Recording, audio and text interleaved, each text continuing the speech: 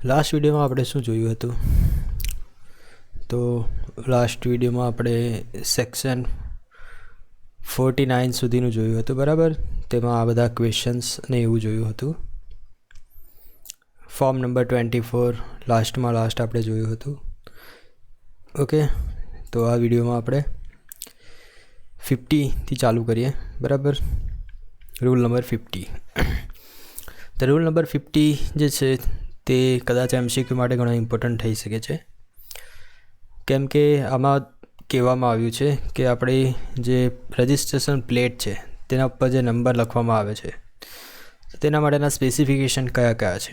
તો સ્પેસિફિકેશન આપણે જોઈએ તો આપણી જે પ્લેટ છે તે 1 mmની થિકનેસ હોવી જોઈએ, એલ્યુમિનિયમની હોવી જોઈએ, અને એ DIN 1745/DIN 1783 અથવા ISO 7591. તો આપણે યાદ રાખવાનું, બરાબર, કે ISO 7591થી કન્ફર્મ થયેલી હોવી જોઈએ. એની જે કોઈ પણ એજ હોય છે, કોર્નર હોય છે, તે રાઉન્ડેડ થયેલા હોવા જોઈએ. અને એ રાઉન્ડેડ ક્યાં સુધી થયેલા હોવા જોઈએ? તો અપ્રોક્સિમેટ 10 mm સુધી રાઉન્ડેડ થયેલા હોવા જોઈએ. એની જે બોર્ડર છે તે એમ્બોસ થયેલી હોવી જોઈએ. અને જે કોઈ પણ પ્લેટ વાપરવામાં આવે તે હોટ સ્ટેમ્પિંગ માટે સ્યુટેબલ હોવી જોઈએ. અને બીજું એક ઇમ્પોર્ટન્ટ છે કે એ રિફ્લેક્ટિવ સીટની બનેલી હોવી જોઈએ, અને રિફ્લેક્ટિવ જે સીટ છે એની ગેરંટી મિનિમમ 5 yearsની હોવી જોઈએ. મીન્સ કે 5 years સુધી તો એ પોતે રિફ્લેક્ટિવ સીટ તરીકે વર્ક કરશે જ, બરાબર? તો આ સ્પેસિફિકેશન યાદ રાખજો. એલ્યુમિનિયમની બનેલી હોવી જોઈએ, 1 mm થિકનેસ, તેની એજ છે તે રાઉન્ડ થયેલી હોવી જોઈએ, 7591 ISOથી સર્ટિફાઈડ થયેલી હોવી જોઈએ, એમ્બોસ્ડ બોર્ડર કરેલી હોવી જોઈએ, હોટ સ્ટેમ્પિંગ અને રિફ્લેક્ટિવ સીટ પ્રોવાઈડ કરેલી હોવી જોઈએ, મિનિમમ 5 yearની ગેરંટી સાથે. હવે એ જે પ્લેટ છે તેના પર શું લખેલું હોવું જોઈએ? તો નાના અક્ષરમાં IND એટલે કે ઇન્ડિયાનું સિમ્બોલ IND લખેલું હોવું જોઈએ, અને કલર બ્લુ જોઈ શકો છો. IND લખેલું હોવું જોઈએ અને બ્લુ કલરમાં લખેલું હોવું જોઈએ. અને એ ક્યાં લખેલું હોવું જોઈએ? એક્સ્ટ્રીમ લેફ્ટ સેન્ટર, બરાબર, જે ડાબી બાજુનું સેન્ટર છે. અને એની જે સાઇઝ છે તે જે રૂલ નંબર 51માં લેટર મેન્શન કર્યા છે તેની 1/4 સાઇઝનું હોવું જોઈએ. એટલે ધારો કે 10 સેન્ટીમીટર હોય તો આ જે છે IND તે 25 સેન્ટીમીટરનું હોવું જોઈએ. 10 mm હોય તો 25 mmનું, 100 mm હોય તો 25 mmનું હોવું જોઈએ, બરાબર? અને shall be buried into the foil or applied by the hot stamping. એટલે આ જે IND લખેલું છે બ્લુ કલરમાં તે હોટ સ્ટેમ્પિંગની મદદથી એપ્લાય કરેલું હોવું જોઈએ, અને પ્લેટના એક ઇન્ટિગ્રલ પાર્ટ તરીકે હોવું જોઈએ. Each plate shall be protected by applying chromium based hologram. બીજી એક ઇમ્પોર્ટન્ટ વસ્તુ છે, બરાબર? ક્રોમિયમ બેઝડ હેલોગ્રામ હોટ સ્ટેમ્પિંગથી એપ્લાય કરેલો હોવો જોઈએ. ક્રોમિયમ બેઝડ હોલોગ્રામ હોટ સ્ટેમ્પિંગથી એપ્લાય કરેલો હોવો જોઈએ. સ્ટીકર અને એડહેસિવ કોઈ પણ પ્રકારના લગાડેલા તેના પર નહીં હોવા જોઈએ. અને મિનિમમ 7 ડિજિટનો permanent consecutive identification number, permanent consecutive identification number minimum કેટલા? 7 ડિજિટનો હોવો જોઈએ. અને એને પણ લેઝરથી આપણે જે રિફ્લેક્ટિવ સીટ છે અને હોટ સ્ટેમ્પિંગની ફિલ્મ છે, બરાબર, તો તેનાથી ઇન્ક્રિપ્ટ કરેલો હોવો જોઈએ, બરાબર? આ જે 7 ડિજિટ નંબર છે, કયો? પરમેનન્ટ કન્ઝિક્યુટિવ આઇડેન્ટિફિકેશન નંબર છે, તેને લેઝરથી રિફ્લેક્ટિવ શીટની અંદર હોટ સ્ટેમ્પિંગની મદદથી ઇન્ક્રિપ્ટ કરેલો હોવો જોઈએ, બરાબર? તો સેક્શન 3ની અંદર શું જોયું આપણે? કે ક્રોમિયમ બેઝ હોલોગ્રામ લગાડેલો હોવો જોઈએ, પરમેનન્ટ કન્ઝિક્યુટિવ નંબર 7 આંકડાનો હોવો જોઈએ. હવે apart from the registration mark on front end rear, એટલે આ જે હતી તે બંને પ્લેટ જે છે રજિસ્ટ્રેશન પ્લેટ એ આપણે આગળ અને પાછળ તો લગાડવાની જ છે. પરંતુ તેના સિવાય ત્રીજો પણ એક રજિસ્ટ્રેશન માર્ક લગાવવાનો છે, બરાબર. તમે જો કદાચ 4 વ્હીલનું રજિસ્ટ્રેશન કરાવવા ગયા હોય તો તમને ખબર હશે કે આપણી જે કાર છે તેમાં ડાબી બાજુ, કારનો જે આગળનો કાચ છે ને તેમાં અહીં ડાબી બાજુ ઉપરની તરફ એક બીજું સ્ટીકર એ લોકો લગાડે છે, બરાબર. તો એ ક્રોમિયમ બેઝ હોલોગ્રામ સ્ટીકર હોય છે, બરાબર. આ જે સ્ટીકર છે એને કહેવાય ક્રોમિયમ બેઝડ હોલોગ્રામ સ્ટીકર. અને એ left hand side top side પર લગાડેલું હોય છે, સાની પર વિન્ડશીલ્ડની ઉપર. અને એમાં રજિસ્ટ્રેશન ડિટેલ્સ કઈ હોય છે તો રજિસ્ટ્રેશન નંબર હોય, રજિસ્ટ્રેશન ઓથોરિટી, બરાબર, વગેરે વગેરે વસ્તુઓ અંદર લખેલી હોય છે. અને સ્ટીકરની ઉપર આ બધી વસ્તુઓ પ્રિન્ટ કરેલી હોય છે. ઓકે, તો આને કહેવાય third registration mark. Generally 2 registration mark તમે જોયા જ હશે, એક આગળ અને પાછળ રજિસ્ટ્રેશન પ્લેટ હોય છે તે. ત્રીજો માર્ક છે વિન્ડશીલ્ડની ઉપર લગાડવાનું, બરાબર. અને તે ક્રોમિયમ બેઝડ હોલોગ્રામ સ્ટીકર હોવું જોઈએ, બરાબર. હવે પ્લેટ મેન્યુફેક્ચરર જે છે, હવે આ જે રજિસ્ટ્રેશન માર્ક છે તે પ્લેટ મેન્યુફેક્ચરર દ્વારા પ્રોવાઈડ કરવામાં આવે છે. અને જો થોડા 2-3 વર્ષ પછી કોઈ સમય એવો આવે કે તમારું સ્ટીકર છે ઉખડી જાય, બરાબર, ડિસ્ટ્રોય થઈ જાય, તો એ તમે ફરીથી લાઇસન્સ પ્લેટના મેન્યુફેક્ચરર અથવા એનો કોઈ ડીલર હોય તેની પાસેથી તમે ફરીથી એ સ્ટીકર મેળવી શકો છો. હવે આ જે પ્લેટ છે એ પ્લેટને કેવી રીતના લગાવવાની છે તો તેને નોન રીયુઝેબલ સ્નેપ લોકથી લગાવવાની છે. શાંતિ નોન રિમૂવેબલ અને નોન રીયુઝેબલ સ્નેપ લોક થી લગાડવાની છે. The license plate with all the above specifications specified registration shall be issued by the registration authority approved the license plate manufacturer on their dealers, the Central Road Research Institute, New Delhi. જો હવે જે પણ આપણી licence plate છે, બરાબર, તો તેના માટેના જે કોઈ પણ મેન્યુફેક્ચરર છે તેણે આ સેન્ટ્રલ રોડ રિસર્ચ ઇન્સ્ટિટ્યૂટની દિલ્હી પાસેથી અપ્રૂવમેન્ટ લેવી પડશે, બરાબર. અપ્રૂવ કરેલો હોવું જોઈએ. જે પણ લાઇસન્સ પ્લેટના મેન્યુફેક્ચરર છે તેણે સેન્ટ્રલ રોડ રિસર્ચ ઇન્સ્ટિટ્યૂટની દિલ્હી પાસેથી અથવા સેન્ટ્રલ ગવર્મેન્ટ દ્વારા બીજી કોઈ એજન્સી આપી હોય તો તેને દ્વારા અપ્રૂવ કરાવવું પડે છે, બરાબર, કે અમે પ્લેટ મેન્યુફેક્ચર કરાવવાના છે. The size of plate for different categories of vehicle. અલગ અલગ કેટેગરીઝના વ્હીકલ માટે સાઇઝ જે છે તે અહીં આપવામાં આવેલી છે. તો 2 અને 3 વ્હીલરની વાત કરીએ, ક્વાડ્રીસાઇકલ, ઈ રિક્ષો, ઈ કાર્ટની વાત કરીએ તો તેમાં સાઇઝ છે 200 બાય 100 mm, એટલે કે 200 mmની લેન્થ અને 100 mmની હાઇટ, બરાબર. શાના માટે? 2 વ્હીલર, 3 વ્હીલર, ક્વાડ્રીસાઇકલ, ઈ રિક્ષો અને ઈ કાર્ટ માટે. Light motor vehicle passenger car માટે 2 સાઇઝ છે, 320 બાય 200, 500 બાય 120, 340 બાય 200 અને 500 બાય 120. જનરલી આપણે કારમાં જે ફિટ થાય છે તે 500 બાય 120 ફિટ થાય છે, બરાબર.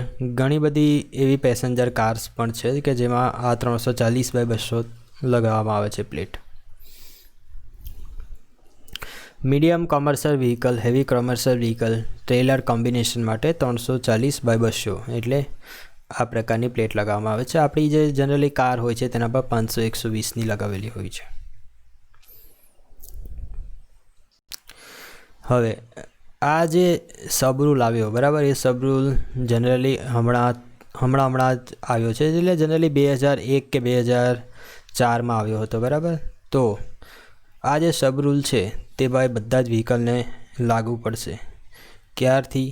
કે જ્યારથી આ સબ રૂલ લાગુ પડ્યો, ધારો કે 2004માં લાગુ પડ્યો ને, તો 4 થી 2006 સુધીમાં, એટલે 2 વર્ષના સમયગાળામાં જે ઓલરેડી રજિસ્ટર થઈ ગયેલા છે વ્હીકલ તેના પર પણ 2006થી લાગુ પડી જશે, બરાબર.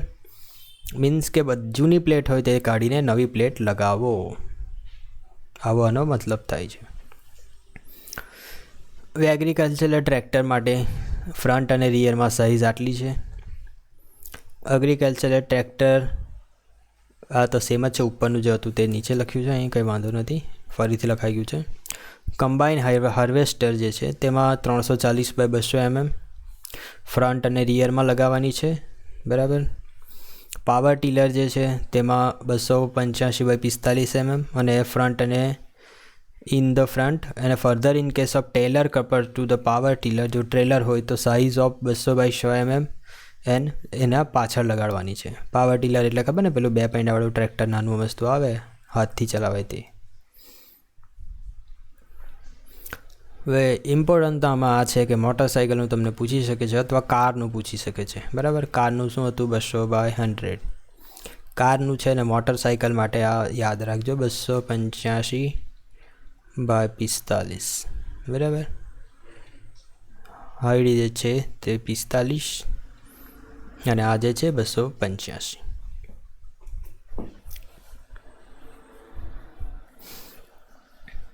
Motorcycle the size of this much mm for the front registration plate also be permitted.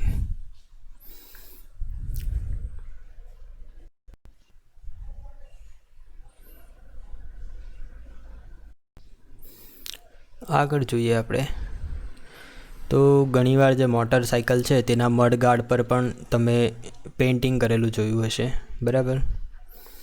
તો પેરેલલ ટુ હેન્ડલ બાર હોવું જોઈએ, બરાબર. ટ્રાન્સપોર્ટ વ્હીકલ છે, ટ્રાન્સપોર્ટ વ્હીકલમાં આગળ પાછળ અને એના સિવાય બંને બાજુએ પણ રાઇટ હેન્ડ સાઈડ, બરાબર. ઓકે, પહેલાં તો અહીં લખ્યું છે તે જણાવી દઉં. ટ્રાન્સપોર્ટ વ્હીકલ જે છે તેમાં પાછળની તરફ છે ને 1 મીટર એટલે ગ્રાઉન્ડથી 1 મીટર જેટલા ઊંચા ડિસ્ટન્સ લગાવવાનું. અને જમણી બાજુ, આ ધારો કે ટ્રાન્સપોર્ટ વ્હીકલની પાછળની બાજુ છે તો જમણી બાજુ અહીં લગાવેલું હોવું જોઈએ, બરાબર. અથવા આપણું આ જે ટાયર છે ધારો કે, તો ટાયર ગ્રાઉન્ડથી 1 મીટરની હાઇટ પર જમણી બાજુ લગાવેલું હોવું જોઈએ. અને રાઇટ અને લેફ્ટ હેન્ડ સાઈડ પર તેની બોડી પર પેઇન્ટ પણ કરેલું હોવું જોઈએ, બરાબર. તો આ વસ્તુ યાદ રાખજો ટ્રાન્સપોર્ટ વ્હીકલ માટે, કે આગળ પાછળ તો ખરું જ, પરંતુ બોડી પર લેફ્ટ અને રાઇટ સાઈડ પણ પેઇન્ટિંગ કરેલી હોવી જોઈએ.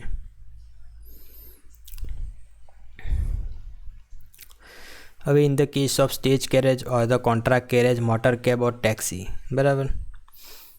તો તેના ઉપર ડેશબોર્ડની ઉપર પણ પેઇન્ટ કરેલું હોવું જોઈએ. મોટર કેબ, ટેક્સી, બરાબર, એ બધાની અંદર ડેશબોર્ડની ઉપર રજિસ્ટ્રેશન માર્ક પેઇન્ટ કરેલું હોવું જોઈએ, કે જેથી અંદર જે બેઠા હોય તેની એકવાર પણ નજર ગઈ હોય તો તેને યાદ રહી જાય. તો કોઈક વાર પોતાનો સામાન એવું ભૂલી જાય અથવા કંઈક અણબનતો બનાવ બને તો તેને યાદ રહે કે હું આ મોટર કે બધા ટેક્સીમાં બેઠો હતો, તેનો નંબર આવો હતો, બરાબર.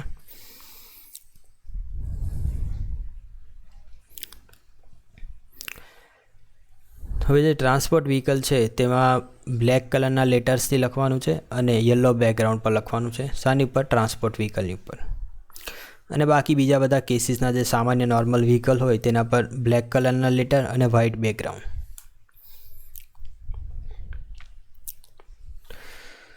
Registration mark on the trailer shall be exhibited on the left hand side in the black color on yellow background. In addition to registration mark, the drawing vehicle shall be exhibited on the trailer also, and these shall be done on the right hand side at the rear of the trailer, and the last trailer as in case may be in black color on retro reflective type yellow background. તો અહીં trailer માટે જણાવવામાં આવ્યું છે કે કેવી રીતના લગાવવાનું છે. હવે આ જે છે એ થોડુંક નકામનું છે. Registration mark exhibition in 2 lines. હવે એવું જણાવવામાં આવ્યું છે કે ઘણીવાર આ ટાઈપની પ્લેટ હોય ને તમને સિંગલ લાઇનમાં જ લખેલું હોય છે, પરંતુ ઘણીવાર 2 લાઇન્સમાં લખવામાં આવે છે, બરાબર, ઉપર અને નીચે. તો તેના માટે કેટલીક ગાઈડલાઇન છે.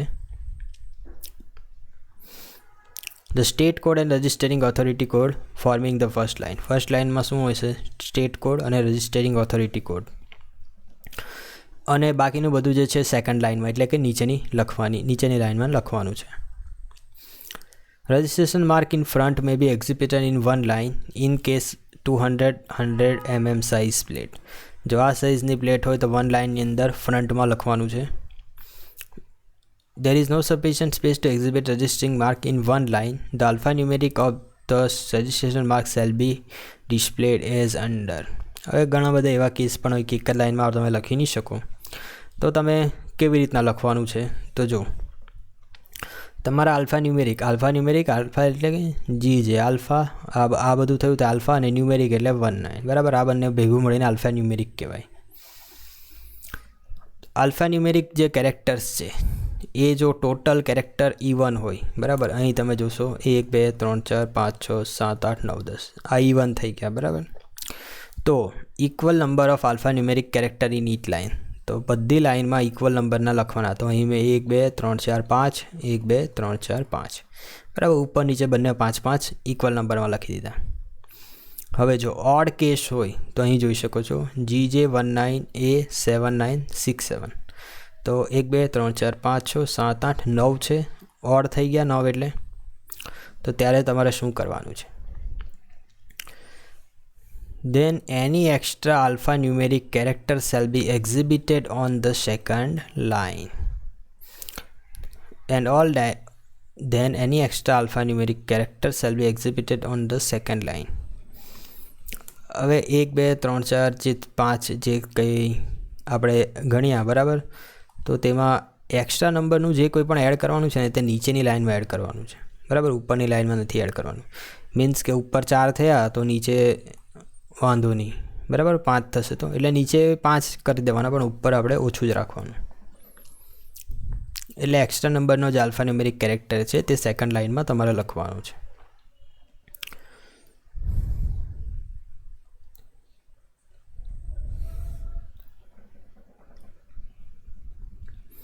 હવે જે રજિસ્ટ્રેશન માર્ક છે લાઇટ મોટર વ્હીકલ, તો એ સેન્ટરમાં જનરલી લગાડવાનો હોય છે, વ્હીકલની સેન્ટરમાં. અને તેને ઇલ્યુમિનેટ પણ કરવાનો છે, એટલે કે ત્યાં લાઇટ પણ લગાડવાની હોય છે.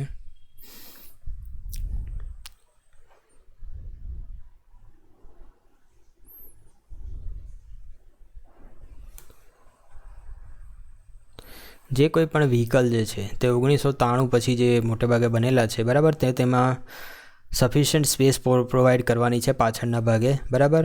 2 લાઇનમાં તમે રજિસ્ટ્રેશન માર્ક લખી શકો એટલી સ્પેસ પ્રોવાઈડ કરવાની છે. એગ્રીકલ્ચરલ ટ્રેક્ટરની વાત કરીએ તો તેમાં તમે વર્ટિકલ પ્લેનથી મેક્સિમમ 45 ડિગ્રી સુધીના વાંકી રાખીને તમે રજિસ્ટ્રેશન નંબર લખી શકો છો. જે ડ્રોઈંગ એગ્રીકલ્ચરલ ટ્રેક્ટર છે તો એક્ઝિબિટેડ ઓન એગ્રીકલ્ચર ટ્રેલર ઓર ટ્રેલર્સ, એટલે કે આમાં એમ કહેવામાં આવ્યું છે કે તમારું ટ્રેક્ટર છે બરાબર. ટ્રેક્ટરની પાછળ તમે જોઈન્ટ કરશો 1 ટ્રેલર 2 ટ્રેલર જોઈન્ટ કરશો. તો registration mark of the drawing tractor may not be exhibited under agricultural trailer or tractor, એટલે કે આ જે ટ્રેક્ટરનું જે નંબર છે તે કદાચ આ જે ટ્રેલર છે તેના પર સરખા નંબરનું નહીં પણ હોય. મીન્સ કે આ ટ્રેક્ટર બીજું કોઈ પણ ટ્રેલરને ચલાવી શકે છે, ખેંચી શકે છે, અલગ અલગ નંબરના રજિસ્ટ્રેશનવાળું. સાઇઝ ઓફ રજિસ્ટ્રેશન માર્ક જોઈએ આપણે. તો સાઇઝમાં તો તમે જનરલી આ યાદ રાખજો બરાબર. બધા મોટર વ્હીકલ માટે 3 વ્હીલ ઇન્વેલિડ કેરેજ માટે all motor vehicle 3 wheel invalid carriage બરાબર. તો રિયર લેટર્સ અને રિયલ ન્યુમેરલ એટલે 4 5 6 7 લેટર્સ છે ABCD. તો 35 7 5 બરાબર. Height thickness space 40 7 5. તો કદાચ આ પૂછાય. પછી 70 cc કરતાં ઓછું હોય મોટરસાઇકલ તો 15 2.5 2.5. બીજી કોઈ પણ અધર મોટરસાઇકલ હોય તો 30 5 5 બરાબર. તો આ બધી સાઇઝ આપી છે, સ્પેસ આપી છે, તમે જોઈ શકો છો. હવે renewal of certificate of registration, અહીંથી બધું ઇમ્પોર્ટન્ટ ચાલુ થાય છે થોડું બરાબર. હવે સર્ટિફિકેટ ઓફ રજિસ્ટ્રેશન જે રિન્યૂ કરાવવાનું હોય ટ્રાન્સપોર્ટ વ્હીકલ સિવાયના વ્હીકલનું બરાબર. તો તેના માટે એક વસ્તુ જણાવવામાં આવી છે. તો પહેલાં તો ક્વેશ્ચન જોઈ લઈએ. For the renewal of registration other than the transport vehicle shall be under which form? કયા ફોર્મની અંડરમાં તમે રિન્યુઅલ ઓફ રજિસ્ટ્રેશનની એપ્લિકેશન આપો છો બરાબર. તો ફોર્મ નંબર 25 યાદ રાખજો બરાબર. Form number 25. How much days prior to expiry of registration application of renewal of registration can be made to authority? તો તમે કેટલા સમયગાળામાં ઓથોરિટીને રજિસ્ટ્રેશન રિન્યૂ કરવા માટેની એપ્લિકેશન આપી શકો છો? તો 60 દિવસ પહેલાં એક્સપાયરી ડેટના. ઇઝ ઇટ આવશે બરાબર. Is it required to obtain a fitness certi during the renewal of registration for other than transport vehicle. તો હા, અધર દેન ટ્રાન્સપોર્ટ વ્હીકલ માટે પણ તમારે જ્યારે પણ રજિસ્ટ્રેશન સર્ટિફિકેટ રિન્યૂ કરાવો ત્યારે તમને ફિટનેસ સર્ટિની જરૂર પડશે. પછી renewal of registration done for કેટલા સમયગાળા માટે રિન્યૂ કરવામાં આવે છે? 5 વર્ષ માટે રિન્યૂ કરવામાં આવે છે. Duplicate certificate of registration can be made under which form? તો ફોર્મ નંબર 26. ડુપ્લિકેટ જો જોઈતું હોય રજિસ્ટ્રેશન તો ફોર્મ નંબર 26 અને એપ્લિકેશન આપણે આપવાની છે તો ફોર્મ નંબર 25. હવે જોઈ લઈએ, અહીં તો લખેલું છે અહીં 5 વર્ષ માટે તમને આપી શકે છે. પછી બીજું અહીં લખ્યું છે ફોર્મ 25, જોઈ શકો છો. ફોર્મ 25માં તમારે એપ્લિકેશન આપવાની છે અને 60 દિવસ બરાબર, મેક્સિમમ એક્સપાયરીના 60 દિવસ પહેલાં તમે એપ્લિકેશન આપી શકો છો. પછી ફિટનેસ ઓફ સર્ટિફિકેટ તો તમને જોઈશે જ બરાબર, 5 વર્ષ માટે રિન્યૂ થશે બરાબર. તો આટલી વસ્તુ છે અને રિન્યુઅલ ઓફ સર્ટિફિકેટમાં. ન્યૂ રજિસ્ટ્રેશન માર્કનું અસાઇનમેન્ટ એટલે કે તમે જ્યારે ગાડી બીજા સ્ટેટમાં વેચો તો અથવા 1 વર્ષ કરતાં વધારે સમયગાળા માટે બીજા સ્ટેટમાં રહેવા જતા રહો તો તે સમયે નવું રજિસ્ટ્રેશન માર્ક લેવાનું હોય છે. તો તેના માટે એપ્લિકેશન ફોર્મ નંબર 27માં આપવાની છે. અહીં લખ્યું છે નીચે application for assignment of new registration mark form number 27. અને બીજા સ્ટેટમાં આપણે ગાડી વેચી છે એટલે નો ઓબ્જેક્શન સર્ટિફિકેટ પણ જોઈશે તો તે આવશે ફોર્મ નંબર 28. હવે અહીં તમને જણાવવામાં આવ્યું છે કે ક્યારે તમને નવું રજિસ્ટ્રેશન માર્ક જોઈશે. તો જ્યારે તમે 12 મહિના કરતાં વધારે સમયગાળા માટે બીજા સ્ટેટમાં રહેવાના હોય, તમારું વ્હીકલ બીજા સ્ટેટમાં રાખવાના હોય તો તમારે 12 મહિનાની અંદર રજિસ્ટરિંગ ઓથોરિટીને જણાવી દેવાનું રહે છે કે મારું વ્હીકલ હવે આ સ્ટેટમાં રહેશે અને એને નવું રજિસ્ટ્રેશન માર્ક લઈ લેવાનું રહેશે. હવે આપણે એક જોઈએ તો ટ્રાન્સફર ઓફ ઓનરશિપ બરાબર. જ્યારે આપણે વ્હીકલ વેચી દઈએ ત્યારે ઓનરશિપ ટ્રાન્સફર કરવાનું હોય બરાબર. તો ટ્રાન્સફરર એટલે કે જે વ્યક્તિ વેચે છે તેણે ફોર્મ નંબર 29માં રિપોર્ટ કરવાનું રહેશે અને જે વ્યક્તિ લઈ રહી છે વ્હીકલને લેતી છે બરાબર તો તેણે ફોર્મ નંબર 30માં રિપોર્ટ કરવાનું રહે છે બરાબર. Form number 29, form number 30. આ એક ઇમ્પોર્ટન્ટ વસ્તુ છે બરાબર. હવે જે ટ્રાન્સફરી છે તેને શું શું જોઈશે? તો આટલી વસ્તુ જોઈશે. ક્યારે? સેમ સ્ટેટમાં વ્હીકલ વેચે ત્યારે. સેમ સ્ટેટમાં વ્હીકલ વેચે ત્યારે નો ઓબ્જેક્શન સર્ટિફિકેટની જરૂર પડતી નથી, પરંતુ સર્ટિફિકેટ ઓફ રજિસ્ટ્રેશન જોઈશે, ઇન્સ્યોરન્સ જોઈશે અને અપ્રોપ્રિએટ ફી ઇન રૂલ 81. આ જે છે આપણો મોટર વ્હીકલ એક્ટ 1988નું છે બરાબર. આ મેં અત્યારે અહીં એટલા માટે મૂક્યું છે કેમ કે આ પૂછાય છે અને આના રિલેટેડ એક પેલો કેસ પણ છે બરાબર, જે આપણે કેસ સ્ટડી કરવાની છે ને તો તે કેસ પણ છે. તો જોઈ લઈએ. તો જ્યારે પણ ટ્રાન્સફરર એટલે કે જે વ્હીકલ વેચે છે તે બરાબર સેમ સ્ટેટમાં વ્હીકલ વેચે તો 14 દિવસમાં તેણે રજિસ્ટરિંગ ઓથોરિટીને જાણ કરી દેવાની કે ભાઈ મેં વ્હીકલ વેચી દીધું છે. આઉટસાઇડ સ્ટેટમાં વેચે તો 45 દિવસમાં જાણ કરી દેવાની બરાબર. અને એણે જાણ કરે ત્યારે નો ઓબ્જેક્શન સર્ટિફિકેટ આપવાનું રહે છે બરાબર.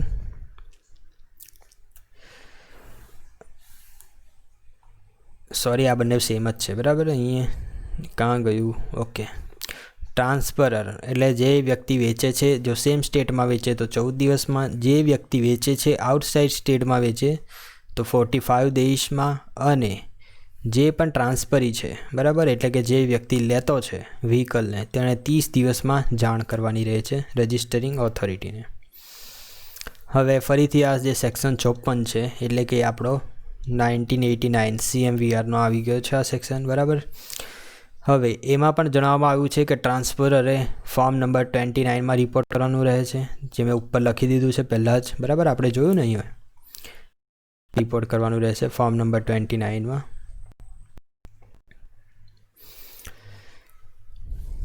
પબ્લિક ઓપ્શનમાં જો વ્હીકલ મળ્યું હોય, આ તો બહુ આગળ પૂછી ગયા, એક જ મિનિટ. હા, અહીંયા હતા આપણે. ફોર્મ નંબર 29માં જાણ કરવાની રહે છે. જો સેમ સ્ટેટમાં ટ્રાન્સફર કરવામાં આવે, તમે આ વાંચશો તો તમને ખબર પડી જશે બરાબર. સેમ સ્ટેટમાં ટ્રાન્સફર કરવામાં આવે તો ફોર્મ નંબર 29માં એપ્લાય કરવાનું રહે છે. ફોર્મ નંબર 30માં જે ટ્રાન્સફરી છે તેણે અપ્લાય કરવાનું રહે છે, અને જે ટ્રાન્સફરર છે એટલે કે જે વેચે છે તેણે ફોર્મ નંબર 29માં એપ્લાય કરવાનું રહે છે. સેમ સ્ટેટમાં હોય તો આટલા ડોક્યુમેન્ટ જોઈશે. આઉટસાઇડ સ્ટેટમાં હોય ત્યારે ટ્રાન્સફરરે ફોર્મ નંબર 30માં જ એપ્લાય કરવાનું રહે છે, બરાબર. અને તેણે સાથે શું જોઈન્ટ કરવાનું, તો નો ઓબ્જેક્શન સર્ટિફિકેટ, બરાબર. અહીં પણ લખ્યું છે કે નો ઓબ્જેક્શન સર્ટિફિકેટ જ્યારે આપવામાં નહીં આવ્યું હોય ત્યારે શું કરવાનું, થોડી પ્રોસિજર છે, પરંતુ આપણે ફક્ત આટલું યાદ રાખવાનું, બરાબર. આઉટસાઇડ સ્ટેટ અને ઇનસાઇડ સ્ટેટમાં. હવે જો જે કોઈ પણ વ્યક્તિના નામ પર વ્હીકલ હોય તે મૃત્યુ પામે, બરાબર, અથવા પબ્લિક ઓક્શનમાં જો વ્હીકલ આપણને મળેલું હોય તો તે સમયે શું ધ્યાનમાં રાખવાનું છે, તો તે આપણે જોઈએ.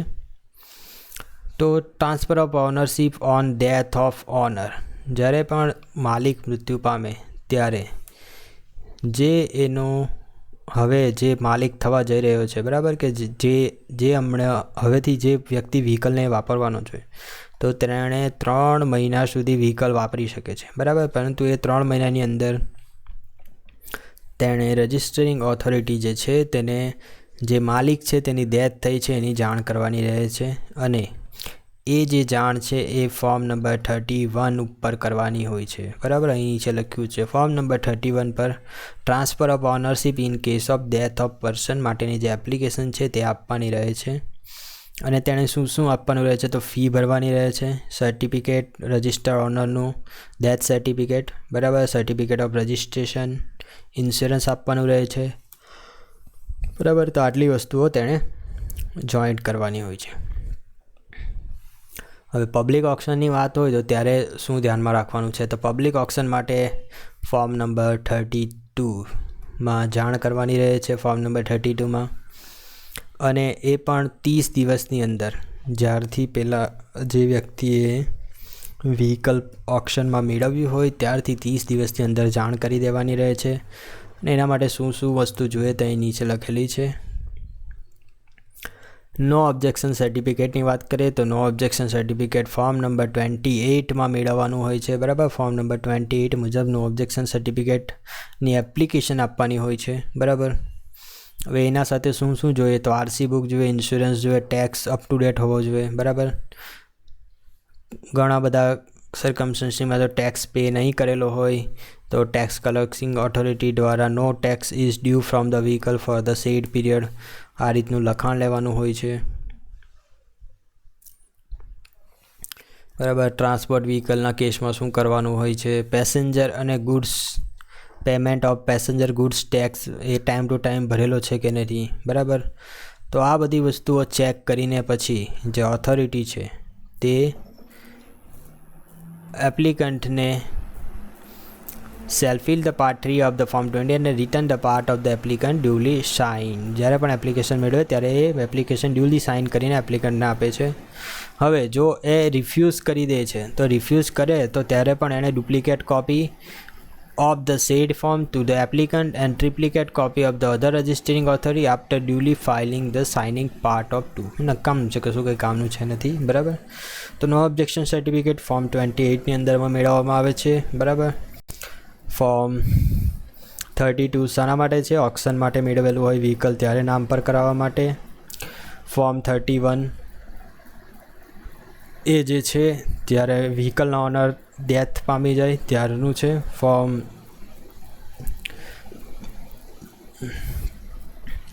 ટ્રાન્સફર ઓફ ઓનરશિપ ફોર્મ 29 જ્યારે ટ્રાન્સફરરે રિપોર્ટ કરવાનું હોય ત્યારે ટ્રાન્સફરીએ રિપોર્ટ કરવાનું ત્યારે ફોર્મ નંબર 30,